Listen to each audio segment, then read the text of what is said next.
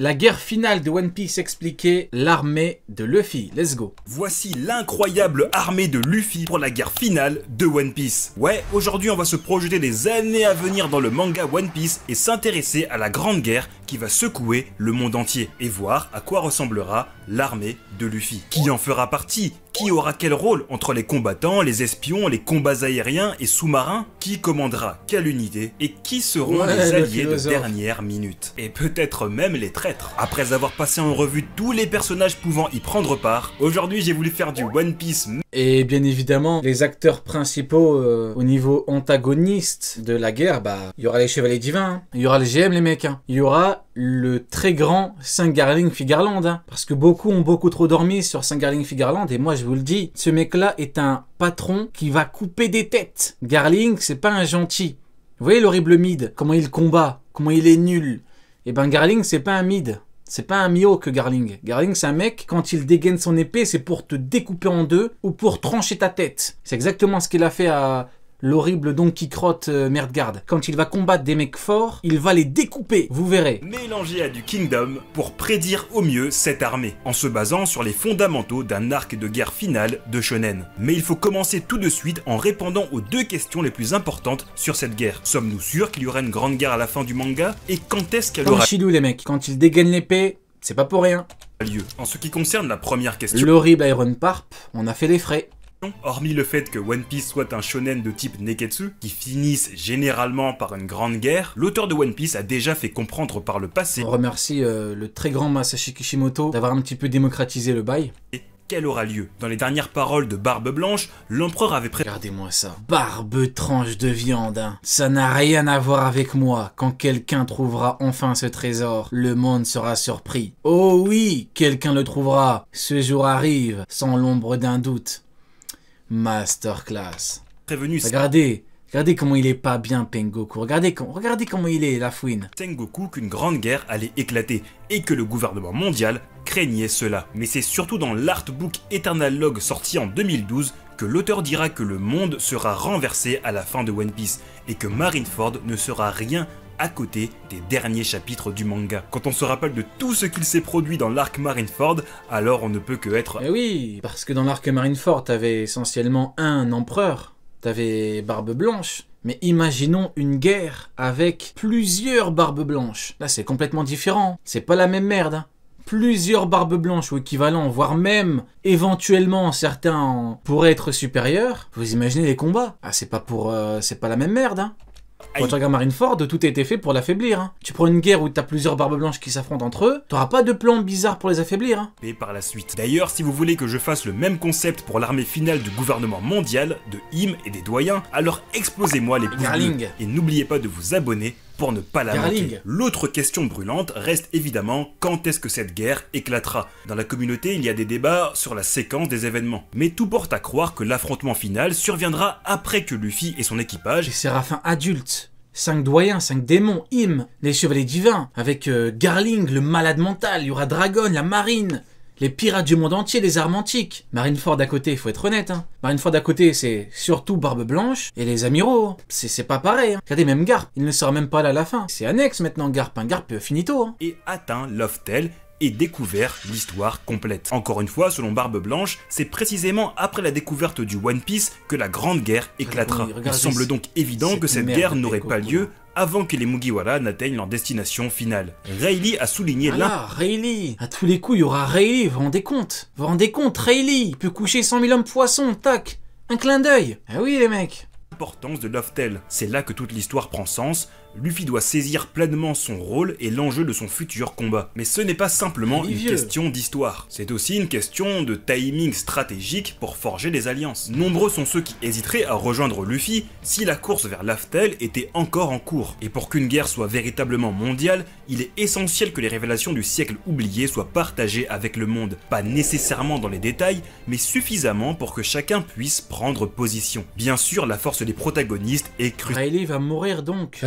Ça dépend. Ça dépend. S'il affronte un vrai ennemi, un vrai niveau Yonko, oui. Hein. Oui, s'il affronte un équivalent de son niveau actuel et que le mec... oui, c'est possible. Oui, tout à fait. Après, c'est vrai que quand on regarde au niveau des faits, on connaît pas beaucoup de personnages actuellement dans le camp d'en face qui ont le niveau confirmé de Rayleigh. Hein. C'est pour ça que c'est compliqué de l'imaginer dans une guerre, Rayleigh. Regardez quand on regarde Marineford, hein. Carrément elle est tellement fort qu'il était pas là, parce que soyons honnêtes, hein. S'il était pas là, c'est pour la simple et bonne raison qu'il était beaucoup trop fort, Rayleigh. Mais si tu mets plusieurs mecs contre lui, ouais. Mais bon, comme j'ai dit tout à l'heure, il y aura peut-être plein de gens avec un niveau supérieur, donc voilà. Mais imaginez Garling contre Rayleigh. Imaginez le divertissement. Saint Garling, Figarland, Silver Rayleigh. Magnifique.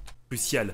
Face au gouvernement mondial, nos héros doivent être à l'apogée de leur puissance. Donc on peut imaginer qu'après avoir triomphé de tous leurs rivaux et atteint Je leur parle de Rayleigh, il me parle de Kizaru. Je leur parle de Garling, il me parle de Fujitora. Mais réveillez-vous, la marine c'est finito. Vous vous rendez compte, on est en décembre 2023. Bientôt c'est 2024, hein. Ginny est morte. Hein. Ginny, elle est morte. Enterrée 6 pieds sous terre. On me parle encore de Fujitora. Réveillez-vous, on parle en Garling maintenant les mecs. C'est fini. Ils auront atteint leur plein potentiel. Luffy sera possiblement reconnu comme le roi des pirates et aura une puissance... Non, je parle pas de le philosophe. ...à la hauteur de son titre, mais n'aura toujours pas réalisé son rêve ultime. Zoro pourrait être bien sacré meilleur sabreur du monde, et Sanji, avec des power-ups supplémentaires, semblera invincible. Voilà. Bien sacré meilleur sabreur du monde. Sabreur du monde, 2023. Maintenant, c'est roi des enfers. À la fin de One Piece, sera quoi? Roi des enfers, à moins qu'on me dise que Zoro sera le roi des enfers quand il affrontera Mihawk pour être le meilleur épiste au monde, c'est gênant. Mihawk qui va le voir, il va dire « Ah, je t'attendais, le roi des enfers. On va combattre et si tu me bats, tu seras le meilleur épiste au monde. » Qu'est-ce que c'est que cette merde au bout d'un moment? Et Sanji, avec des power-ups supplémentaires... Il est dans un cirque, le mec. Zoro, maintenant, il parle d'enfer, l'autre, il est dans un cirque. Y a pas un truc qui vous fait tilter? Il y en a un dans un cirque, il y en a un il parle d'enfer. Semblera invincible. Mais pour tenir tête au gouvernement mondial et à ses puissants organes, la marine, le Cypher Pole, les pacifistas, sans oublier les 5 doyens et Imu Nelona, Luffy doit rassembler une armée. Outre sa flotte actuelle de plus de 5000 hommes, il devra unir tous ceux prêts à se battre pour la cause. Avant de rentrer dans le détail des alliés potentiels, il est impératif de comprendre comment toutes ces forces seront mobilisées. Et dans ce cas, la clé sera évidemment la communication. Sur les mers turbulentes de Grand Line, garder le cap et protéger son équipage est primordial. Les batailles qu'on a vues par le passé nous démontrent l'importance capitale que joue l'information. Prenons pour exemple l'événement de God... Et on le rappellera toujours, on dira toujours que Big Mom avait l'un, si ce n'est le plus grand réseau d'infos du monde. Donc infos importante et intéressante. Vallée. Un empire bien évidemment très bien ficelé. Déclenché par une simple révélation d'une enfant sur l'existence des fruits du démon. Pensons à Dressrosa, où le rôle crucial de Viola a été souligné par sa capacité à diffuser des renseignements vitaux. Nami dans l'arc Skypiea avait utilisé une feuille de Giant Jack pour orienter l'équipage sur le sens de la chute à donner aux haricots géants. Une guerre d'envergure mondiale demandera des piliers fondamentaux pour assembler les troupes. Le premier repose sur un instrument essentiel à chaque avancée technologique de l'auteur, les Denden Mushi. Dans l'univers de One Piece, ils servent à une grande variété d'outils technologiques remplissant des fonctions allant de l'appareil photo au téléphone, de la caméra. Il me fume sabot. Qu'est-ce qu'il prend en photo là? Regarde. Des fois tu tombes sur des trucs, tu rigoles, regarde. Qu'est-ce que tu fais? Là il prend en photo le mur. Logique, remplissant des... Là il y a Morley qui est en train de chier sur Aramaki, lui fait qu'il prend des photos des escaliers. Ah franchement sabot c'est vraiment... Fonctions allant de l'appareil photo au téléphone, de la caméra de surveillance aux embarcations maritimes. Je prévois donc la création d'un escargophone révolutionnaire pour cette bataille. Oh pas mal les escaliers. C'est un mur porteur. Senzo Mushi, l'escargophone guerrier, destiné à la transmission des messages en temps de guerre. Le second pilier a déjà fait ses preuves, la vivre-carde, et plus précisément celle de Luffy. Ce papier, conçu à partir de l'ongle d'un individu, reste toujours lié à son origine, même déchiré et partagé. Ce lien indéfectible en fait un outil stratégique pour rallier l'armée à son leader. Chaque membre de la flotte détient un fragment, qui, en outre, révèle l'état de santé du possesseur. La détérioration de la carte indique un danger imminent et sa disparition, une issue fatale. Il ne fait donc aucun doute qu'une nouvelle vivre-carte de Luffy verra le jour pour être distribuée à toutes les unités de son armée. C'est même sûr que beaucoup de personnages suivront de cette façon-là le combat de Luffy à distance. Mais nous aborderons plus tard dans cette vidéo le lieu où cette guerre se passera. Le troisième et dernier pilier concerne le maître de l'information, l'équivalent de notre youtubeur dans le monde de One Piece, Big News Morgans. Pourquoi youtubeur? Car ses couvertures de journaux portent des titres aussi accrocheurs que ceux des youtubeurs One Piece. Depuis sa première apparition, il s'est imposé comme le contrôleur de l'information, distribuant des... Ouais mais Big News est libre. Ils lui ont envoyé un mec pour le faire taire, il en a mis une pas deux. comme avec Kizaru. Menacé par le Cypher Pole, il a toutefois choisi de défier les Faites ce qu'on vous demande, Morgans. Regardez-moi ça, magnifique. Directive du gouvernement mondial en révélant la nouvelle prime de Luffy sur son avis de recherche. Mais je le vois plus dans cette guerre comme un commentateur de tout ce qu'il se passe sur les différents fronts. Bien sûr, rassembler autant de personnages... Il a balancé la vraie info. Comme avec les primes, comme avec Luffy... Pour pas qu'on éteigne sa lumière, vous voyez? Les mecs du Gorosei pensaient qu'il le tenait. Eh non! Big News, c'est un mec qui est libre. Des conflits, notamment sur le fait de faire s'allier des combattants qui se sont autrefois échangés des coups puissants, par exemple entre Scratchman Apu et Eustace Kid, ou encore entre U-Rouge et Killer. Ce pourquoi il faudra une hiérarchie claire, des unités qui devront respecter leurs commandants. Et c'est là qu'on va voir les personnages qui feront partie de cette armée, ainsi que leurs unités respectives. Mais pour la comprendre, parlons de la structure de cette armée. En première ligne, nous avons Luffy. Plus qu'un simple pirate, il est le leader, le cœur et l'âme de cette grande alliance. Son charisme et sa détermination sans faille le placent naturellement à la tête de cette armée, guidant ses alliés vers la victoire. Selon moi, Luffy fera comme d'habitude, il foncera directement vers l'adversaire le plus puissant, accompagné de 2-3 personnes. Pour moi, ces 2 personnes seront Hancock et Bartolomeo, car ils ont des pouvoirs permettant de ne pas perdre de temps avec des adversaires faibles. Et aussi car elles sont sûrement 2 personnages prêts à protéger Luffy coûte que coûte. Et comme d'habitude, sur son passage, Luffy rencontrera quelques personnages pour l'échauffer. Donc, Luffy prendra la direction de Marie-Joise pour aller mettre une raclée à Imu Nelona. Oui, parce qu'à mon avis, Imu va sûrement attendre comme un roi depuis son trône. Mais Luffy n'est pas seul. À ses côtés, des combattants principaux se distinguent.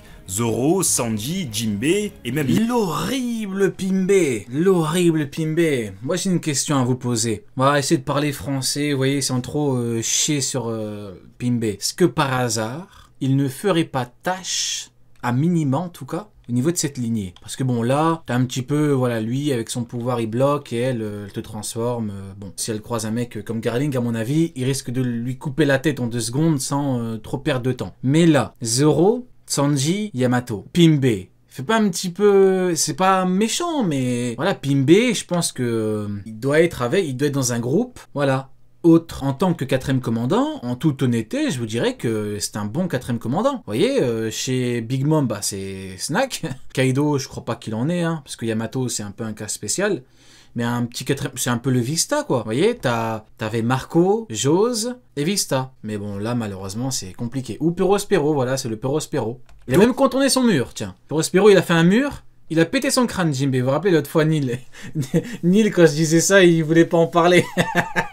Cet escroc de Neil. Neil, si tu m'entends, t'es un escroc. Quand j'ai dit, ouais, tu te rappelles, Perospero, il a fait un gros mur. Pimbé, il s'est chié dessus. Il a dit, ah, Luffy, il faut qu'on le contourne, il faut qu'on le contourne. Vous vous rappelez ou pas? Moi, je me rappelle très bien. Des combattants dont la puissance n'est plus approuvée. Ces guerriers jouent un rôle prépondérant. Cependant, l'armée de Luffy ne se résume pas à ces quelques noms. De nombreux combattants, chacun avec des rôles bien définis, se tiennent prêts à soutenir leur leader.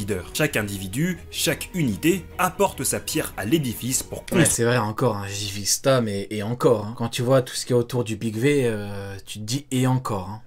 Cette force redoutable. Oui, en fait, Pimbé, ouais, sur côté, moi je pense que le problème de Jinbei, c'est que tout le monde le met comme si c'était de fait en 3ème commandant, donc il a le niveau, comme si c'était un niveau qu'on pouvait attribuer, voilà, comme on le désire, voilà, ouais, bah écoute, ouais, t'es niveau Jack, ouais. Ouais, bien sûr, on te met une armée de Sulong devant toi, tu vas gagner, Pimbé, bien sûr. Mais non, pour être 3ème commandant, c'est pas facile, tu ne deviens pas 3ème commandant qui veut. Ça marche pas comme ça la vie, tu peux pas arriver, tu dis je suis 3ème commandant, j'ai le niveau, ben non. Tu peux avoir le poste, mais sans pour autant avoir le niveau, c'est tout, hein. T'as battu Ozu, c'est bien, mais frérot, au bout d'un moment... De ce fait, ces principaux combattants seront à plusieurs endroits différents.